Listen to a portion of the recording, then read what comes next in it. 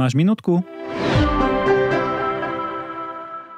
Pamätáš v minulosti, keď sme sa stretli s inšpektormi u našich zákazníkov, že ten ich prístup bol taký viac zameraný na prevenciu, na usmernenie, pomohli vlastne aj nám vyzdvihnúť tú našu prácu u zákazníka.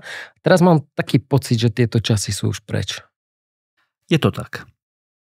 Sankcie, ktoré ukladá inšpektorát práce, sú príjmom do štátneho rozpočtu. A dnes je to naozaj tak, že drvivá väčšina kontrol, ktoré vykonáva inšpektorát práce, končia práve sankciami. OK, a za čo môžem dostať tieto sankcie? Tak môže si byť istý, ak nepredložíš revízie alebo odborné prehliadky odborné skúšky elektrických zariadení, plynových, tlakových, zdvíhacích.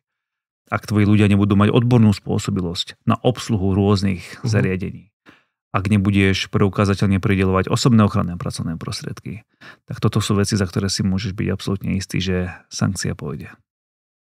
OK. Tak musíme si vyhrnúť rukávy a pracovať zodpovedne. Presne tak.